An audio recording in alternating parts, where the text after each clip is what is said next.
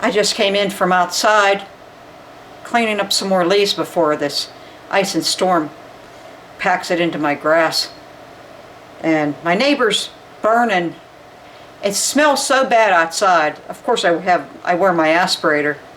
But it smells so bad that it smells like there's a house fire outside right now. And I don't think I have hopes of, I still need a little bit more exercise. And I was thinking of getting in the car and riding over to either the cemetery or one of the fields that's close by.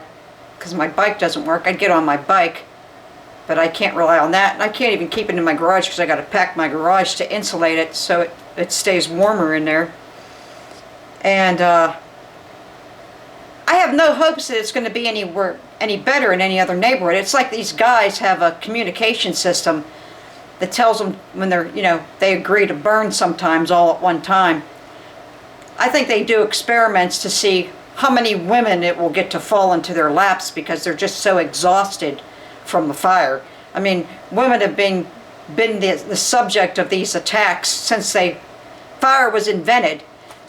Every every revolution we've had, the privilege and men have used to subjugate their victims into being their slaves. And they're still using fossil fuels today. No matter how cheap they make utilities, the gluttons keep burning fossil fuels because they still want to save more money to have more things. Or, so they don't have to educate their children. They could use that as the excuse that, oh, well, we still have our children and our grandchildren. We're never going to stop burning fossil fuels and killing people with fire and taking us further and further down the ladder of evolution, while they're corrupting our genes and poisoning our systems and making us smaller and smaller and smaller because we can't digest enough with all these chemicals coming into our bodies. It's totally ridiculous. And these unprivileged guys that aren't, necessarily rich but have money, or they're drug dealers and they have other sources of money, and they can hide behind that because they don't have a regular source of money, but they're drug dealers and everything. They use it all as a crutch, not having money, even though they're these wise guy mobsters. But they don't have any money, so they have to keep burning these fossil fuels. They call themselves little boys. No little boy would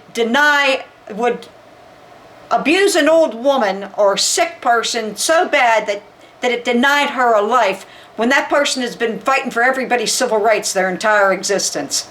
But he still wants more that way too. He wants more from me personally, obviously. And it's impossible because no matter how you approach these people, I tried 1,000,000 times, and at the end of the day, they just say, I'm sorry. And it just makes trying to be part of their village, or just to be accessible in their village, just that much more of a nightmare when they end the day with their hardball, and they just start saying, I'm sorry all over again. So there is absolutely no reason to keep trying with these two people. Don't spin your wheels.